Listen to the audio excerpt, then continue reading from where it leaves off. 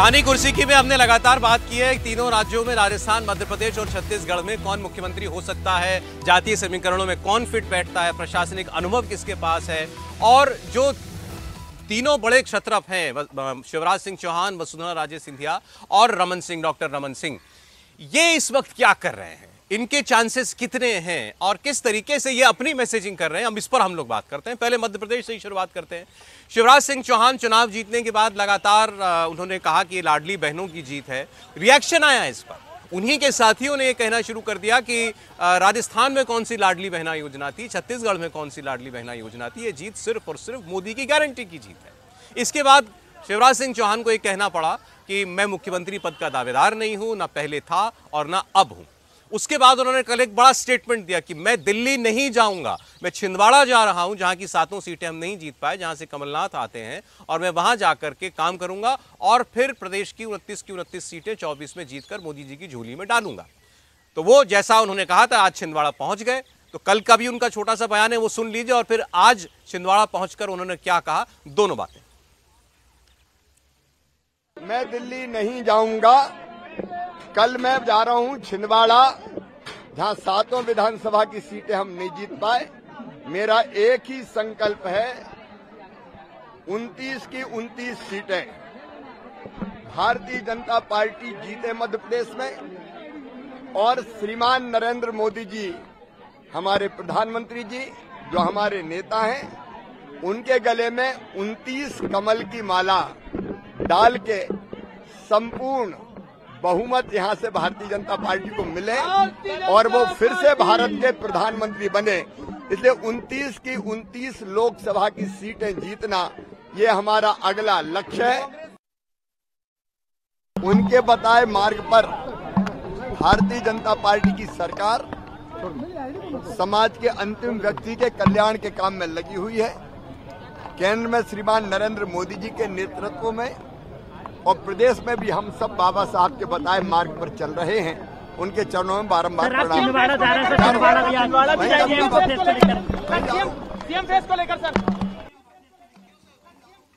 अब एग्जाम में डिस्टिंक्शन लाने के बाद बच्चा रिजल्ट आते ही फिर किताब खोल कर पढ़ाई करने लग जाए, तो फिर तो वो कुछ चाह रहा है ना अपने अभिभावकों से। बिल्कुल सौरभ, वॉइस में मुझे लगता है कि चाहने के साथ साथ ये भी है कि उनको शायद ये मैसेज मिल गया है, और स्वाभाविक सी बात है मिला ही होगा, क्योंकि पार्टी में जितनी असहजता थी, असहजता तो छोड़िए, एक तरह से नाराज़गी थी, और पार्टी के सोर्सेज से हमें इस बात की जानकारी मिली कि पार्टी ये मान रही है कि ये डैमेज कर रहे हैं, जिस तरह की बयानबाजियाँ वो कर रहे हैं उससे पार्टी का नुकसान हो रहा है। ये मैसेज शिवराज सिंह चौहान के पास निश्चित तौर पे गया होगा पार्टी के सिस्टम के मार्फत, या अनौपचारिक तरीके से उनके जो शुभचिंतक होंगे, पार्टी में एक होता है ना कि विशेष वेल विशर और शुभचिंतक हो, जो उसने बताया होगा। उसके बाद ये कोर्स करेक्शन करने की कोशिश कर रहे हैं कि मैं लोकसभा की लग रहा हूँ, 30 सीटें जीताऊंगा, मुख्यमंत्री की रेस में नहीं हूँ। ये सारी चीज़ें सौरभ सिर्फ और सिर्फ उसी बैकग्राउंड के तहत समझी जानी चाहिए। लेकिन केस बिगड़ गया है। केस निश्चित तौर पे बिगड़ा हुआ है। शिवराज सिंह चौहान को भी बखूबी मालूम था, चुनाव से पहले ही उनको पता था कि जब मुख्यमंत्री रहते हुए, 3 बार के मुख्यमंत्री रहते हुए आपको प्रोजेक्ट नहीं किया गया, तो ऐसा नहीं था कि उनको समझ में नहीं आया। बंद कमरे की बैठकों में कहा भी गया। नतीजों के बाद उनको ये उम्मीद जगी कि एक बार फिर से मैं वो कोशिश करता हूँ कि दिखाऊँ ये कि ये लाडली योजना यानी कि मेरी योजना के चलते ऐसा हुआ है, इसलिए मेरे कैंडिडेचर को नकारा नहीं जा सके। ये पूरी कवायद चुनावी जीत के बाद जो हो रही है ना, सिर्फ और सिर्फ वही है, और लाजमी तौर पे किसी भी नेता के लिए स्वाभाविक सी बात होती है। छिंदवाड़ा गए हैं समीर जी शिवराज सिंह चौहान। बिल्कुल, शिवराज सिंह चौहान, अभी मुख्यमंत्री का चयन हुआ नहीं है, इतनी प्रचंड बहुमत मिला है, तो बताना चाहते हैं कि उसमें लाडली बहना का योगदान है। और वो ये बताना चाहते हैं, जब उन्होंने कहा है कि 29 की 29 सीटें जीतकर प्रधानमंत्री मोदी को मैं देना चाहता हूं, तो ये बताना चाहते हैं कि अगर वो मध्य प्रदेश में रहेंगे तो छिंदवाड़ा सीट भी वो जितवा देंगे, और 29 की 29 सीटें प्रधानमंत्री मोदी को वो देने की ताकत रखते। तो ये उन्होंने मैसेज देने की कोशिश की कि मुझे आप प्रदेश से बाहर निकालने की कोशिश मत कीजिए, चुनाव पास में ही है, 90 दिन बाद लोकसभा चुनाव में जाना है, और मैं वही शख्स जो आपको 29 की 29 सीटें लेकर दे सकता हूँ। लेकिन शिवराज सिंह चौहान इस बात को भूल रहे हैं कि यह जो भी भारतीय जनता पार्टी का प्रदर्शन है, प्रधानमंत्री नरेंद्र मोदी का प्रदर्शन है, और लोकसभा चुनाव तो निश्चित रूप से प्रधानमंत्री मोदी के काम, उनके नाम और उनके चेहरे पर लड़ा जाएगा। वहाँ कोई दूसरा और अपनी भागीदारी देने की कोशिश करे, इसकी संभावना बहुत कम है। जी हर्षवर्धन जी, छिंदवाड़ा गए, देखिए एक वही सीट है मध्य प्रदेश से जो नहीं भारतीय जनता पार्टी ले पाई थी। अब वो कहना, जैसे समीर जी ने कहा कि भाई ये सीट भी मैं ही आपको ला करके दे सकता हूँ, ये मैसेज देने की कोशिश। विदिशा भोपाल छोड़ के छिंदवाड़ा से शिवराज जी लड़ेंगे चुनाव? मतलब इसका मतलब तो ये है ना कि सबसे बड़ी चुनौती है, जो सबसे कड़ी चुनौती है उसको मैं लूँगा। मुझे लगता है शिवराज सिंह चौहान जी को, और मैं बार बार कह रहा हूँ कि देखिए ये तीनों राज्यों के जो नेता हैं ये बहुत बड़े नेता रहे, लेकिन इसका मतलब ये नहीं कि आप ही का समय सारे समय चलता रहेगा। और यही शिवराज सिंह चौहान चुनावों के 6 महीने पहले खुद वो इस मनोदशा में थे कि भाई कोई एक जिसको कहते हैं ना सम्मानजनक रास्ता मिल जाए। आज अचानक आपको फिर लगने लगता है, और मैं फिर से कह रहा हूं, शिवराज सिंह चौहान हो, वसुंधरा राजे हो, रमन सिंह हो, आप जरा सोचिए कितने कार्यकर्ता उसी कैलिबर के, उसी क्षमता के, उसी प्रतिभा के, और उनको विधायक सांसद बनने का अवसर नहीं मिला। आपको पार्टी ने सब कुछ दिया। मुझे लगता है नए नेतृत्व की जरूरत है, इसमें अब कोई संदेह नहीं। 3 के तीनों राज्यों में याद करना चाहिए जब 2018 में चुनाव हारी थी भारतीय जनता पार्टी, शिवराज सिंह चौहान मुख्यमंत्री ने, तब क्या इनका रोल रहा था उस वक्त? मेरे ख्याल उस वक्त प्रदेश की राजनीति में ही सक्रिय रहते। बिल्कुल बिल्कुल। मैं उसमें उस वक्त की बात में जोड़ूं, उस वक्त की हार में शिवराज सिंह चौहान की भूमिका थी। वो चुनाव जो भारतीय जनता पार्टी हारी, क्योंकि उस वक्त मैं याद दिलाता हूं कि उस वक्त सवर्णों की भयानक नाराजगी हो गई थी, मंदसौर में किसानों पर गोली चली थी, और एक तरह से कहें कि तब लगने लगा था कि अच्छा ठीक है भाई किसी एक, और उस वक्त ढेर सारे आरोप भी लग रहे थे। मुझे लगता है कि उससे शिवराज सिंह जी ने अपने आप को बहुत रिफॉर्म किया, बहुत सुधारा, लेकिन फिर से तो वो 3.5 साल की सरकार चला ही चुके ना। मुझे लगता है कि 2005 से वो मुख्यमंत्री बने हैं, 2005 से लेकर 2023 तक तो करीब करीब 16 साढ़े 16 साल मुख्यमंत्री हो गए। बीच में 17-18 महीने कमलनाथ जी रहे, तो एक अच्छा समय मिला। उन्होंने बहुत अच्छा काम किया। मैं ये भी कहूंगा कि एग्रीकल्चर के मामले में देश का कोई राज्य जो नहीं कर पाया वो शिवराज सिंह चौहान ने किया, और मुझे लगता है केंद्र में एक बड़ी भूमिका उनकी प्रतीक्षा कर रही है। इस तरफ उनको आना चाहिए।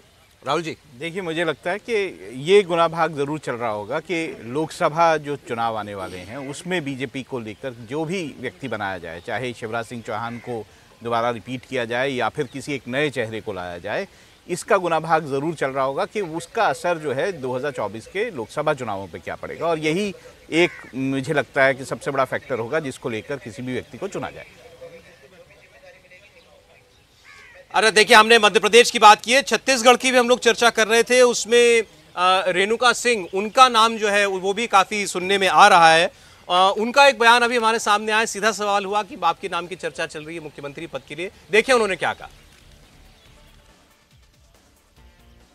पिछले 5 साल में जो छत्तीसगढ़ की जनता का नुकसान हुआ है, उसकी भरपाई करते हुए माननीय मोदी जी का जो विजन है और स्वर्गीय अटल बिहारी वाजपेयी जी के सपनों का ये जो छत्तीसगढ़ है, इसे सजाने इन अटकलों को इसलिए भी बल मिल रहा है क्योंकि आदिवासियों का वोट तीनों राज्यों में बीजेपी को बहुत मिला है, महिलाओं का वोट छत्तीसगढ़ में बीजेपी को बम्पर मिला है। ऐसे में ये भी कयास लगाए जा रहे हैं कि इस जीत का सेहरा एक महिला आदिवासी के चेहरे पर बांधा जाएगा। देखिए, आप भारतीय जनता पार्टी के प्रदेश अध्यक्ष जी से और राष्ट्रीय संगठन, प्रदेश संगठन से करें तो ज्यादा बेहतर होगा।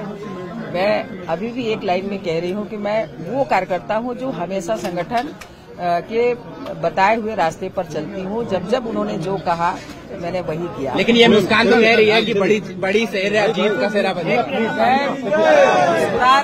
सेंटर की लीडरशिप से बात सेंटर की लीडरशिप में आ गई। मैडम, आप सरगुजा से आती हैं। सरगुजा का जो विकास है वो माना जाता है कि बाकी जगहों की अपेक्षा में कम हुआ, तो ऐसे में आपको क्या लगता है कि अगर एक जो मुख्यमंत्री है वो अगर सरगुजा क्षेत्र से आता है तो उसका क्या फर्क पड़ेगा? विकास की बात हो रही है।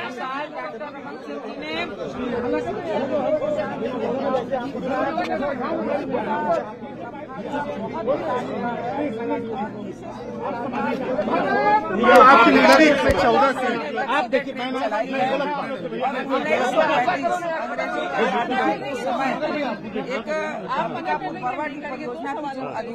प्लीज आपकी बात आपने सारे सवाल आप समझिए, आप स्थिति को समझिए।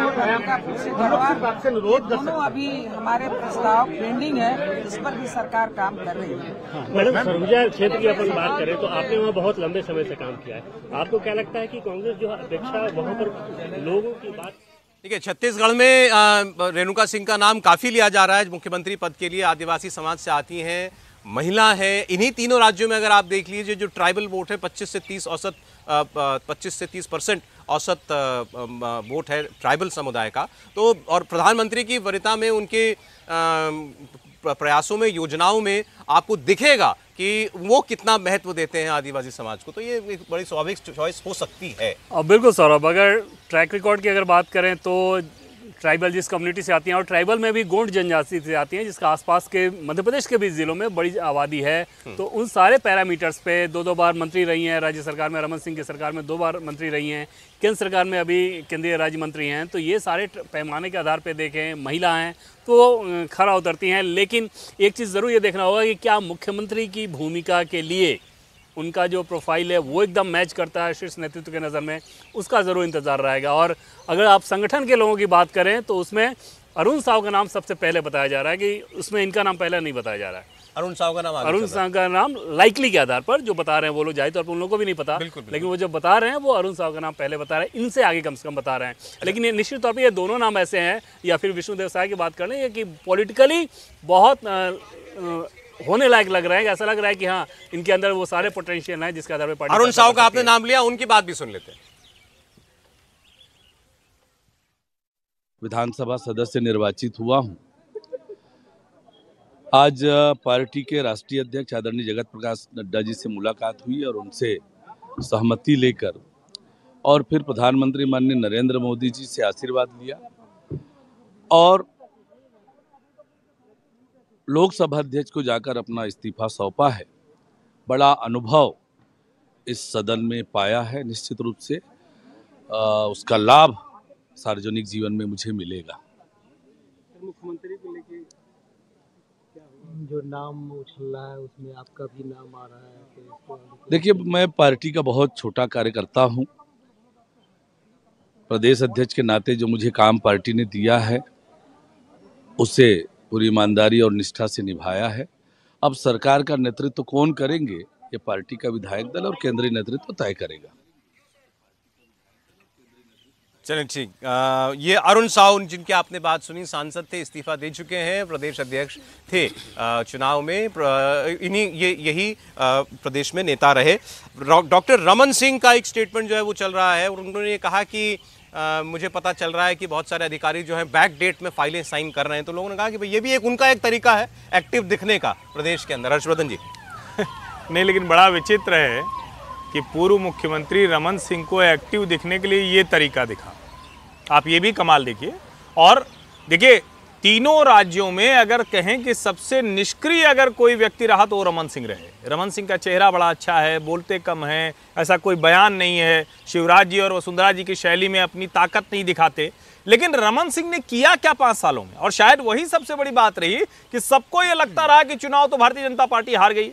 अगर अमित शाह भूपेश बघेल के जबड़े से जीत खींच कर लाए, अगर जो फॉर्म भरवाया गया उसका प्रभाव आदिवासियों में पड़ा, अगर आदिवासियों ने नरेंद्र मोदी के चेहरे पर वोट दिया है, तो फिर इसका कोई मतलब नहीं। और बैक डेट से साइन किया जा रहा है, इसका तो अभी कोई तुक बनता ही नहीं है। मतलब आप भूपेश बघेल से अब लड़ाई बंद कीजिए, अब आपका कोई मतलब नहीं है इसमें। अब तो तय होगा, जो पार्टी तय करेगी। और मैं फिर से कह रहा हूं, ये भारतीय जनता पार्टी के लिए गोल्डन अपॉर्चुनिटी है। अगले 10 साल 20 साल के लिए पार्टी का संगठन इन तीनों राज्यों में मजबूत करने वाले चेहरे को, उस चेहरे को बनाइए जो संगठन को भी मजबूत करे। हालांकि राजस्थान की हम लोग ने बात नहीं की, राजस्थान से भी वसुंधरा राजे कैंप से बार बार ये भी संदेश दिए जा रहे हैं कि भाई ये बातें ना की जाएं कि ये शक्ति प्रदर्शन है, ऐसी कोई बात नहीं है। अब तो ये मोदी जी की जीत है, और मैडम भी यही कह रही हैं और यही प्रदर्शित भी कर रही है। बिल्कुल, लेकिन वसुंधरा राजे आखिरी दम तक अपना दावा छोड़ने को तैयार नहीं रहेगी, वो जिस तरह की राजनीति करती है। लेकिन वसुंधरा राजे इस बात को जानती है कि 2018 में उनको चुनाव हारने के बाद यह प्रधानमंत्री मोदी की ही लोकप्रियता है कि जिसके दम पर भारतीय जनता पार्टी 115 सीटें जीतने की स्थिति में आई है। और वसुंधरा के संग 2 निगेटिव चीज़ भी जा रही है कि आप 2 बार मुख्यमंत्री बने, लेकिन दोनों बार आप सरकार रिपीट नहीं करवा सके। यह भी एक वसुंधरा के खिलाफ जा रहा है। और मुझे लग रहा है वसुंधरा जिस तरीके से लगातार विधायकों से मिली है, केंद्रीय नेतृत्व से पसंद नहीं करेगा। ये भी तय है कि अब वसुंधरा के जाने का वक्त आ गया है, और केंद्र के अंदर उन्हें क्या जिम्मेदारी जाती है ये केंद्रीय नेतृत्व तय करेगा। समय इतना ही था। आज बहुत शुक्रिया कहानी कुर्सी की में आप तमाम लोगों के का यहाँ हमारे साथ जुड़ने के लिए। हर्षवर्धन त्रिपाठी जी, राहुल महाजन जी, समीर चौगांवकर साहब, आपका भी, देवेंद्र आपका बहुत धन्यवाद।